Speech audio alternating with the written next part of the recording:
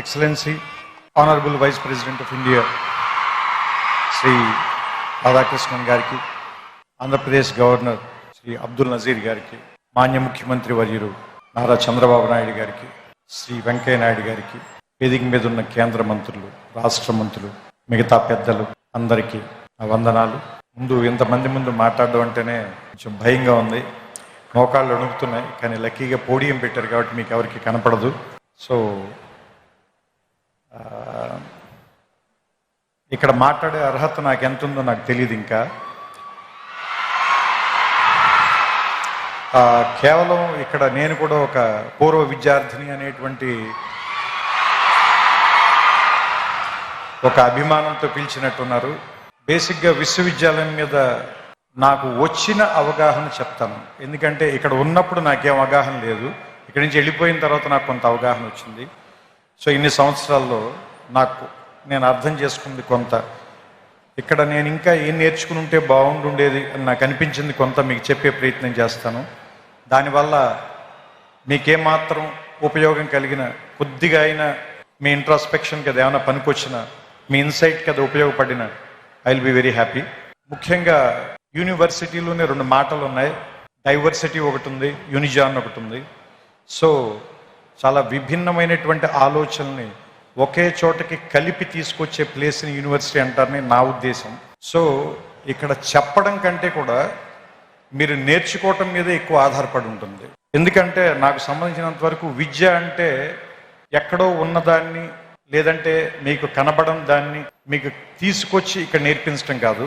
మీ ఎదురుకుండానే ఉన్నదాన్ని మీరు అప్పటిదాకా ఆ దృక్కోణంలో చూడడం దాన్ని మిమ్మల్ని తీసుకొచ్చి అక్కడ నుంచోబెట్టి చూపించటం. నాకు సంబంధించినంత వరకు నేనైతే ఇలా అర్థం చేసుకున్నాను. ఎందుకంటే మీరు అబ్జర్వ్ చేస్తే ఫిజిక్స్లో ఒక సూత్రం ఉంది, చాలా బేసిక్ సూత్రం, E=mc². దాంట్లో ఆయన ఏం చెప్తాడంటే, ఒక ఎనర్జీని మీరు సృష్టించలేరు, ఎనర్జీని నాశనం చేయలేరు, ఒక ఫామ్ నుంచి ఇంకో ఫామ్లోకి మార్చగలరు అంతే. అట్లాగే ఇది మీరు అన్నిటికీ అప్లై చేయండి. మనం పుట్టక ముందు నుంచి నేచర్ ఉంది, మనం వెళ్ళిపోయిన తర్వాత కూడా ఇది ఇలాగే ఉంటుంది. మనం పుట్టక ముందు నుంచి ఈ విషయాలన్నీ ఇక్కడే ఉన్నాయి, మనం కనిపెట్టక ముందు నుంచి ఇవి ఇక్కడే ఉన్నాయి, మనం కనిపెట్టకపోయినా ఇక్కడే ఉంటాయి. మన తర్వాత వేరే వాళ్ళు ఎవరో వాటిని చూస్తారు. సో మనం చూడటంలోనే తేడా ఉంది తప్ప అవి ఉండటంలో మాత్రం ఏ రకమైన తేడా లేదని నాకు అనిపిస్తూ ఉంటుంది.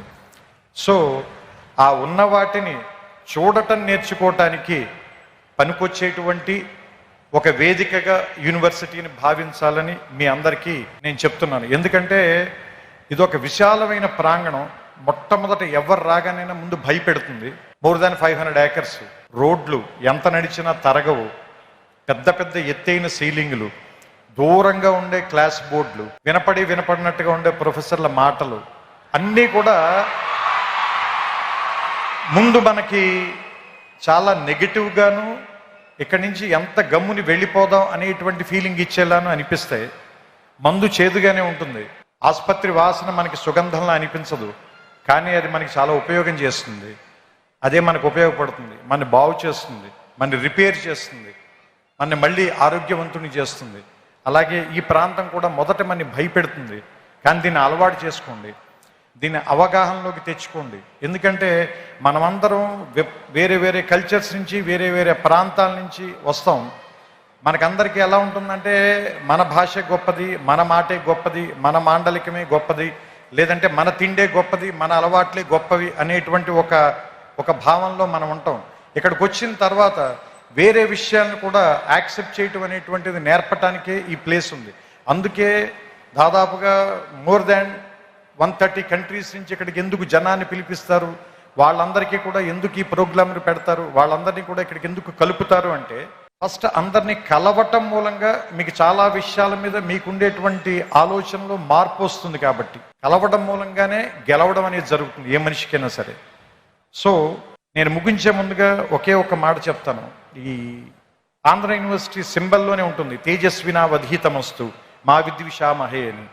సో ఈ తేజస్సుతో కూడినటువంటి విద్య మీ ధీశక్తిని మరింతగా పెంచాలని, అసత్యం నుంచి సత్యం వైపుకి నేర్చుకోవటం మూలంగా మనం అందరం కూడా మృత్యువు నుంచి అమృతత్వం వైపుకి ప్రయాణం చేసేటువంటి ఒక అద్భుతమైనటువంటి మీ జీవితాల్లో ప్రయాణానికి ఈ విశ్వవిద్యాలయం అనేటువంటిది తొలి మెట్టు కావాలని, ఇక్కడ అడుగు పెట్టిన దగ్గర నుంచి మీ ప్రయత్నం ఎక్కడెక్కడికో వెళ్ళాలని. ఎందుకంటే నేను ఇక్కడికి వచ్చిన తర్వాత ఫిజిక్స్ చదువుకోవడం కంటే పొయిట్రీ ఎక్కువ రాశాను నేను ఇక్కడికి వచ్చిన తర్వాతే నేను ఆ లైబ్రరీలో సైన్స్ పుస్తకాల కంటే నేను తెలుగు సాహిత్యం ఎక్కువగా చదివాను. సో నాకు ఏదో రకంగా ఈ విశ్వవిద్యాలయం ఒక విషయం నేర్పింది. దాంతోనే నేను ఇప్పటిదాకా జీవితంలో పోరాటం చేస్తూ వస్తున్నాను. సో మీ అందరికీ కూడా మీకు నచ్చినటువంటి ఒక ఆయుధాన్ని తయారు చేసే కర్మాగారంగా ఈ విశ్వవిద్యాలయం మీకు అందరికీ ఉపయోగపడాలని.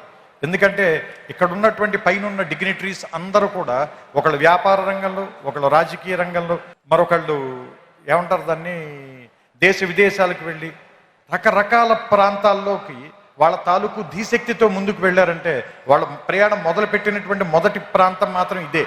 సో అలాంటి మీ ప్రయాణాలకి ఇది మొదటి అడుగు కావాలని ఇక్కడి నుంచి ఎంతమంది వచ్చి ఇక్కడ కూర్చుంటారో తర్వాతి తరంలో చూడడానికి బహుశా నేను ఉండకపోవచ్చు, కానీ తర్వాత తరాల వాళ్ళకి చాలామంది మార్గదర్శకుల్ని ఇక్కడి నుంచే తయారు చేసేటువంటి ఈ ప్రాంగణం మరిన్ని వందల సంవత్సరాలు పూర్తి చేసుకోవాలని, దానికి ఇది ఈ శతాబ్ది మొదటి అడుగుగా ఉండాలని, 100 ఏళ్ళు పండగ చేసుకున్న వాడిని ఆశీర్వదించేటువంటి అవకాశం చాలా తక్కువ మందికి దొరుకుతుంది. అలాంటి ఆశీర్వాదాన్ని నేను చేస్తూ ఈ మాటల్ని ముగిస్తాను. శతాయుష్మాన్ భవ ఆంధ్ర యూనివర్సిటీ. నమస్కారం. ఆంధ్ర యూనివర్సిటీ పూర్వ విద్యార్థిగా న్యూక్లియర్ ఫిజిక్స్లో మాస్టర్స్ చేశారు మన త్రివిక్రమ్ శ్రీనివాస్ గారు. థ్యాంక్ యూ అండి, థ్యాంక్ యూ వెరీ మచ్.